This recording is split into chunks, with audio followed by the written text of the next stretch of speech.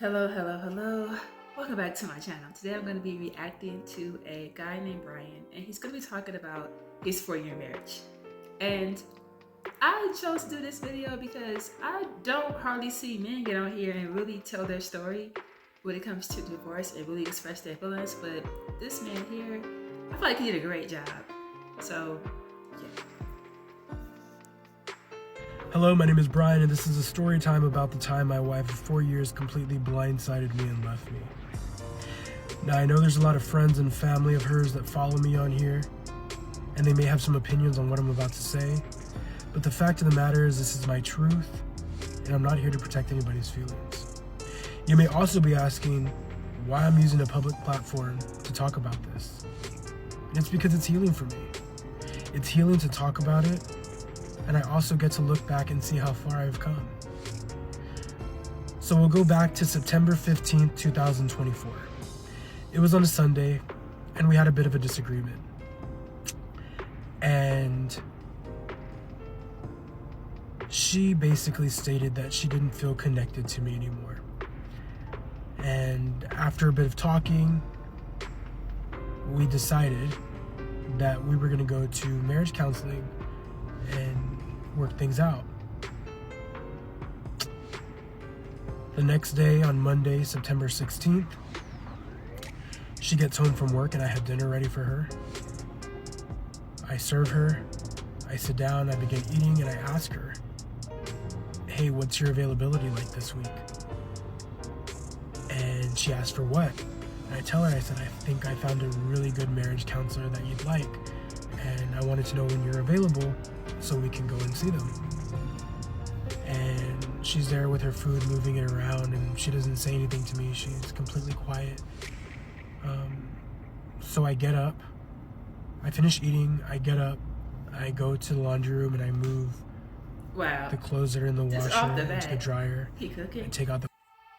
That's nice, right? How many people are married to men that like cook? I'm not saying they have to cook, but it's a nice gesture. So he's cooking, he's serving her, and at this point they're having a conversation, and they agree, which I don't think they really agreed. This is what I think. I wasn't there, but this is what I'm reading into it. He's saying they agreed to marriage counseling. I think it hit him so hard that when they were having the conversation, they ended up going to marriage counseling because that's what he wanted. And I think he probably persuaded her to say okay to marriage counseling, but she was not trying to work on their marriage. She was not trying to work on their marriage. Okay, let's get back into the video. I take out the clothes out of the dryer and I start folding them. And she walks past me and goes into our bedroom. And she comes back out with a bag. And she says, I'm sorry, I can't be here right now. I have to go, but I'll be back tomorrow.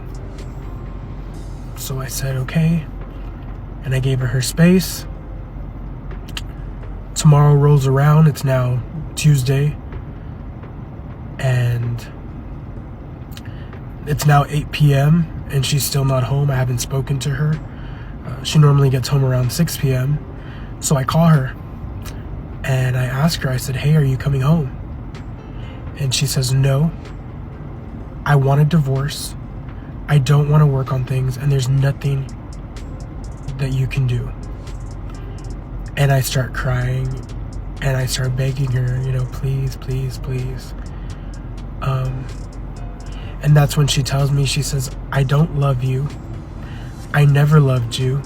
The only reason I married you is because I felt like my biological clock was running out and that you were safe. And that the only reason that I stayed with you is because I felt bad because you didn't have a mom. Because my mom died back in 2019. So I was crushed. Wow, this is crazy. I hung up the phone with her. And I went on Facebook. And I made a stupid post. And I put that I was single and that I was looking for a divorce attorney and I needed a real estate agent. And I quickly deleted that post because I realized how stupid it was. But I wasn't thinking logically at the time. My whole world had been shattered.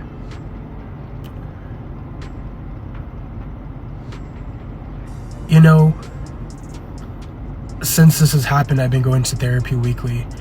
And a lot of times, they say the women, they check out mentally, and it's the men that don't see. And so when she finally leaves, to them, it was so sudden, so blindsided. But for her, she had been thinking about this for a long time.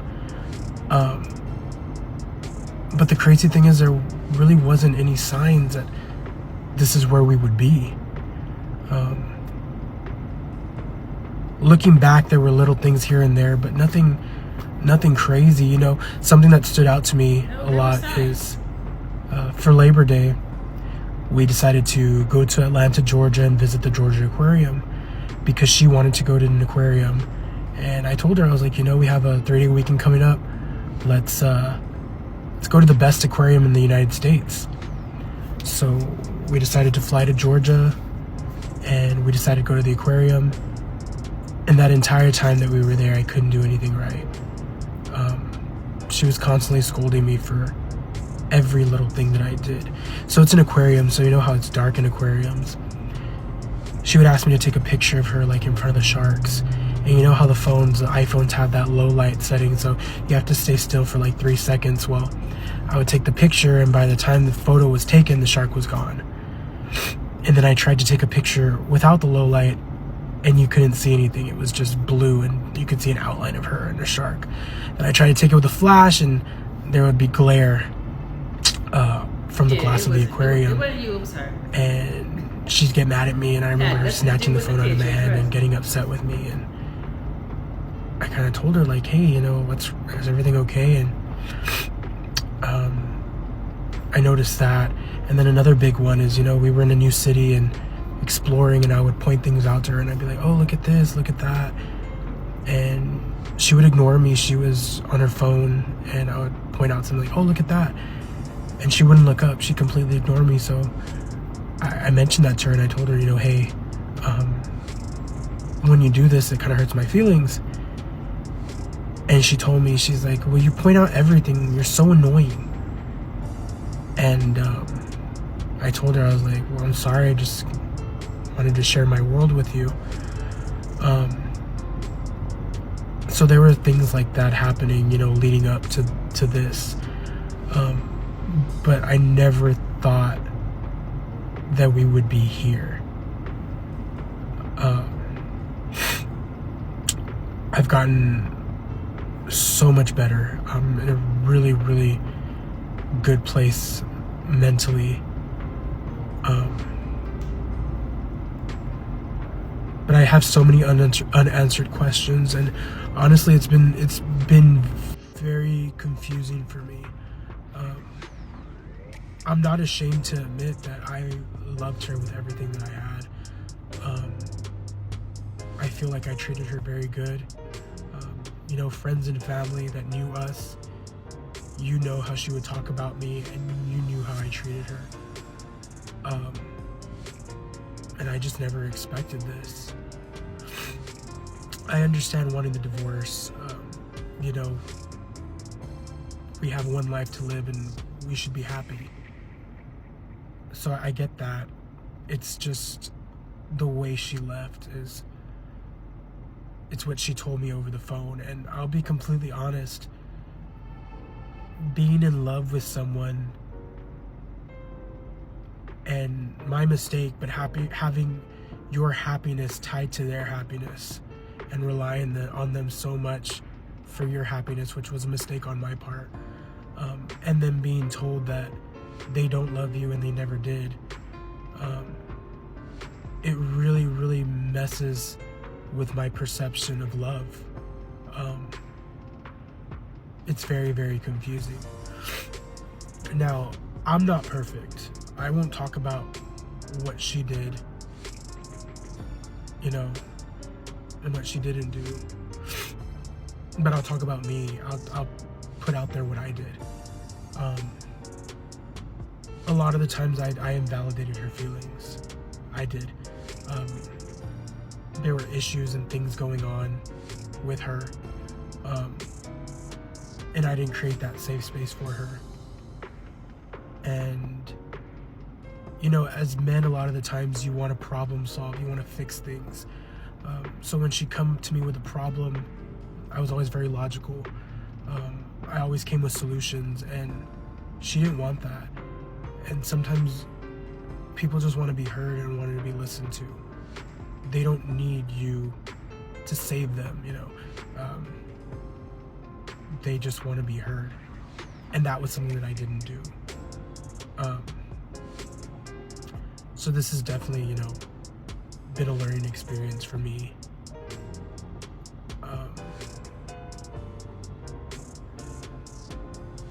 But there's also another, I don't know if I have enough time to talk about it, but there was also something that happened. I'll talk about it very quickly before I end this video because I'm almost out of time. But I remember one time we were laying in bed and she randomly told me, she's like, you know, when I married you, I didn't love you. I was like, what?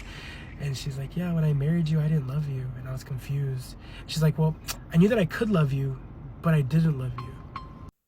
Okay, so this is a little tough to watch. I'm not even gonna lie to y'all. This is part 1. And so right now he's really just setting the foundation and telling us basically how it came to be where they ended up filing for divorce or them not being married anymore. And it's tough because it's like, will you really listen to what he's saying? Are you listening to what is he saying that she told him?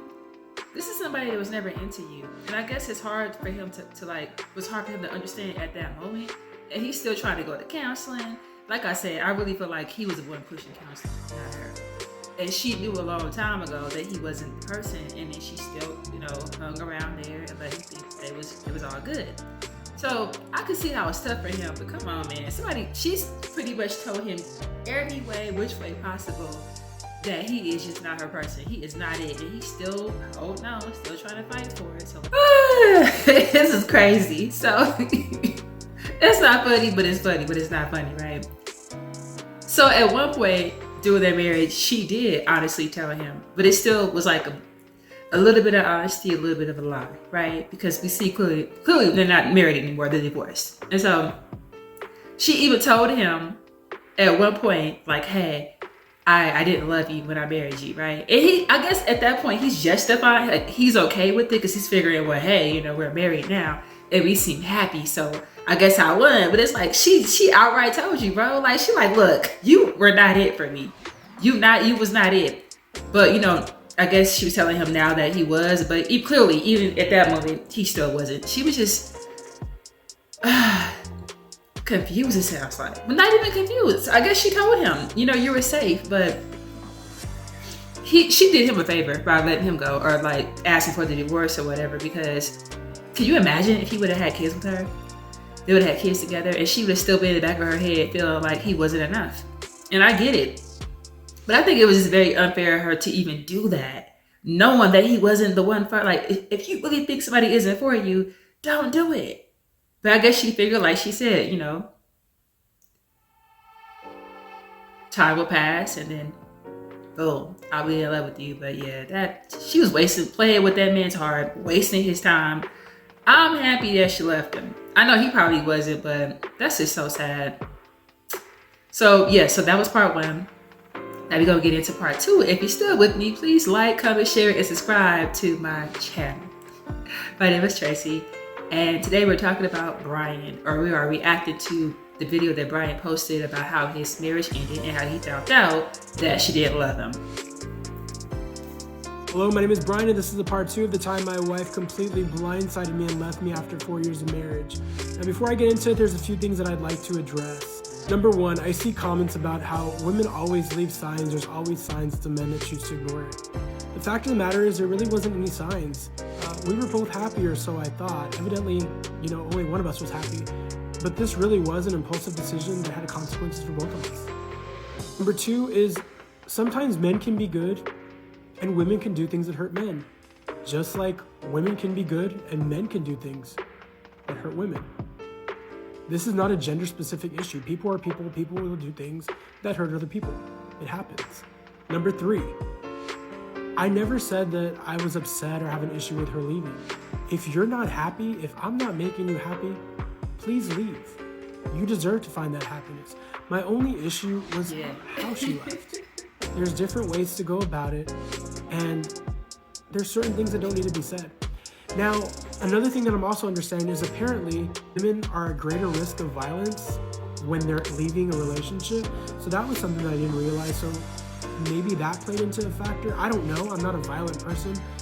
She knows me. I would never, do anything to intentionally hurt her. That is a true statistic that women are more prone to violence from their, romantic partner when they're leaving a relationship. So, maybe that's my privilege of being a man that, I never thought about. And the last thing I want to address is, this is my side of the story.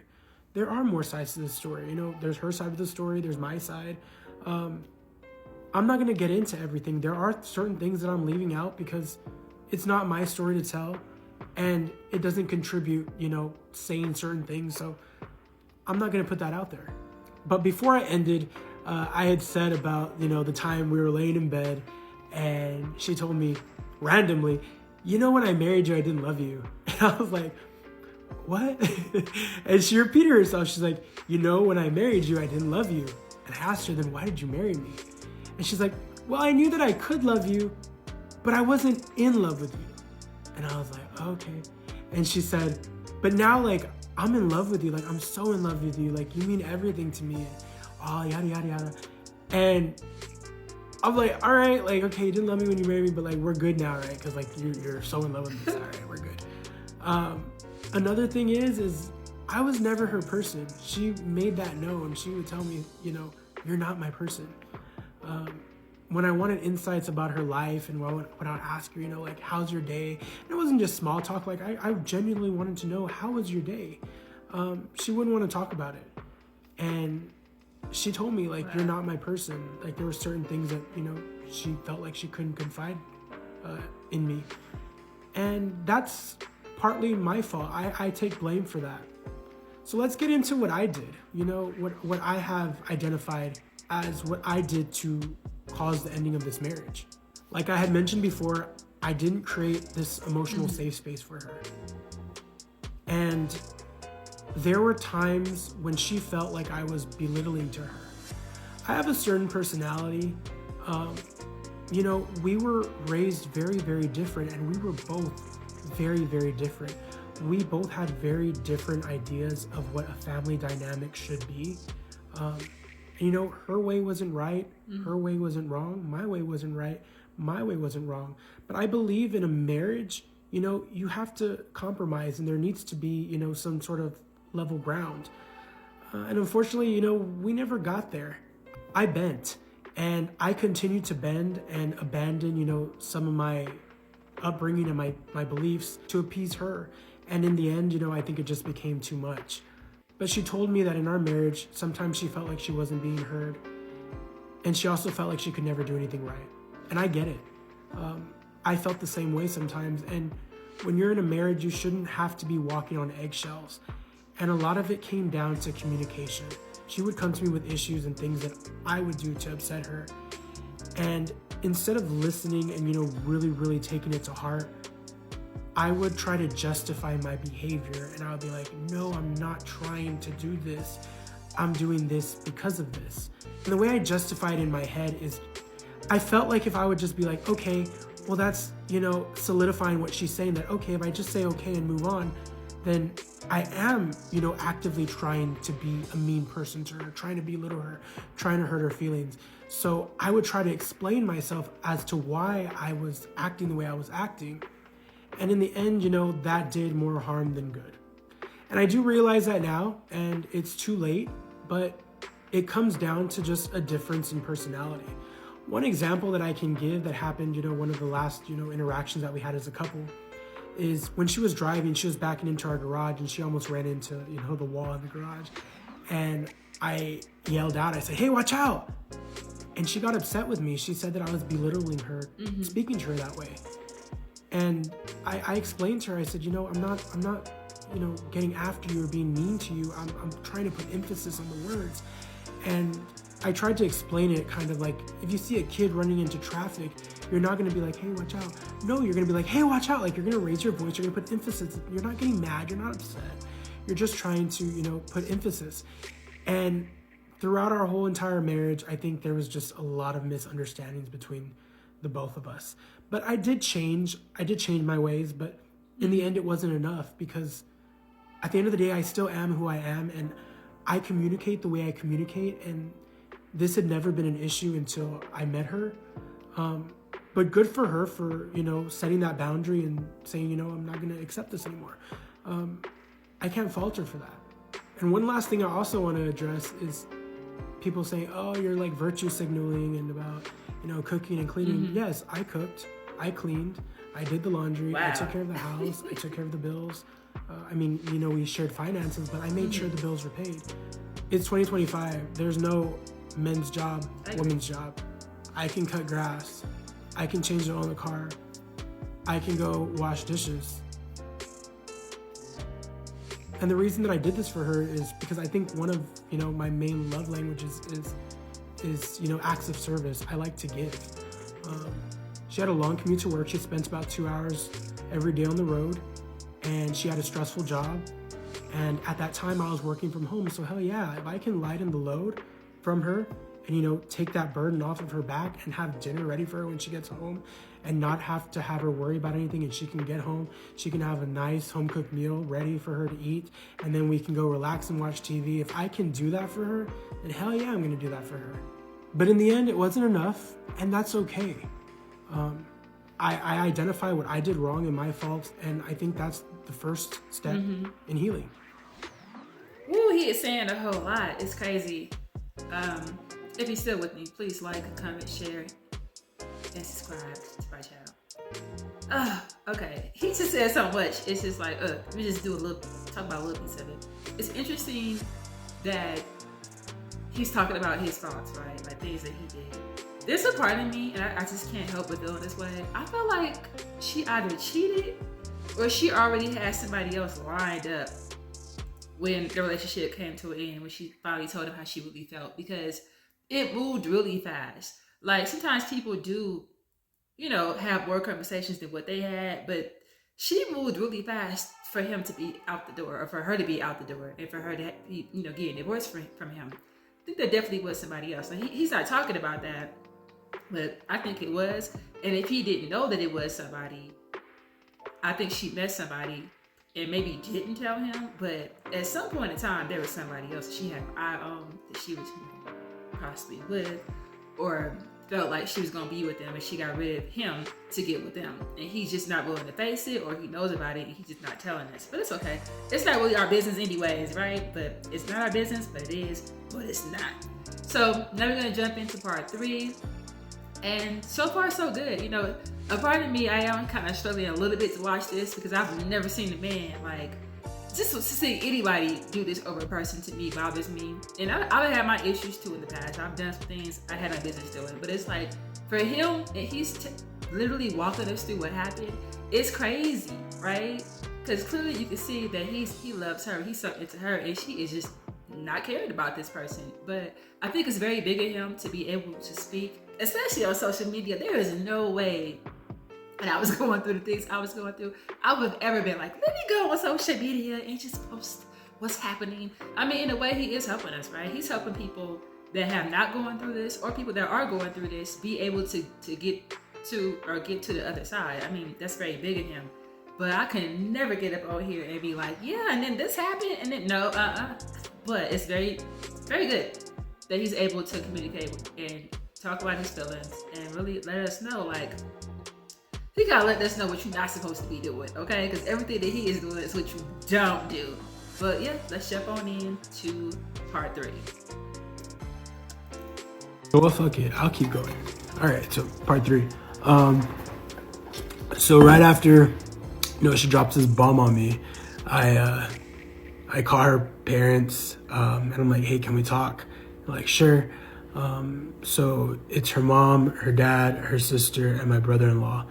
And we all meet at their house, and we have a really good talk. And I have tremendous respect for her family. I still talk to her mom and her dad to this day. Nothing but love, nothing but, tremendous respect for them. And honestly, that's something that's been really, really hard for me, because I'm not just grieving the loss of her, of a life, of a future, of all these plans and everything like that, but I also lost a family you know, her family and I were really close. We spent a lot of time together. And I miss them. I miss them tremendously. They're great, amazing people. They always welcomed me with open arms. They're just really great people. But, you know, we had a nice talk, and that was that. And I remember her mom told me, like, you know, don't think that we're, you know, supporting this decision or something like that. And she said, I already told her that our house, like, this is your house too, and you're always welcome here. And, you know, she's just gonna have to deal with that. And, you know, that meant a lot to me.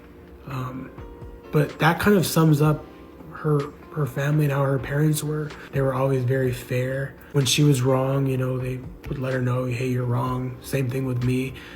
So I have tremendous respect for them. Anyways, after, you know, the initial shock of all this, her and I end up meeting at a coffee shop and kind of just going over, I guess, logistics of, you know, what's going to happen and how everything is going to go.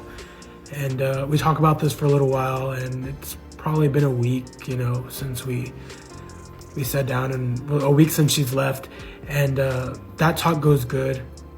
And then she comes over to the house, and I send her an email and basically outline, you know, like, hey, I fucked up. This is what I did. Can we fix this? And that's when he's still trying. That Are you kidding me? Through. She came over, and I was sitting on the couch. Yep. And she stood up the whole time I was there, and she had her arms crossed like this. And I was pouring out my heart to her, and I told her, I said, you know, I realized, you know, that I wasn't who you needed me to be. And I told her, you know, like, I feel like we can fix this. We can work on this. I told her, I said, I love you. I care about you. And, you know, I can't see my life without you. And the entire time she's standing there like this. And after I'm done talking, she tells me, she says, well, thank you for saying that. Or no, she's like, well, thank you for telling me there's that, definitely somebody else. but I made my decision. And my options were, I said, you know, can we try a separation, you know? You keep living, you keep doing what you're doing. Because as soon as she left, she turned off her location. She went and got her phone line switched from, you know, our joint account to our own account. She immediately opened a new bank account so she could be on her own. Like, immediately severed any ties that we had together. So I told her, I said, hey, I'm not sure if this is the right move. Can we, like, let's look into like maybe 3 to 6 months separation? And she said no. Like, thank you. I made my decision. This is crazy. 4 minutes left. And I told her, I said, because I've already seen this part. I love you. That's a lot. That's a lot, right? But that's a good person for you. People that sit up here and share what they share with you, they still protect the other person. So I did enjoy watching this. I just hope that there was something that you have taken from this video, anyone that has watched it, because I have. I don't mind learning lessons that I didn't have to actually have the actual spirits to. So thank you for watching me. See you on the next video.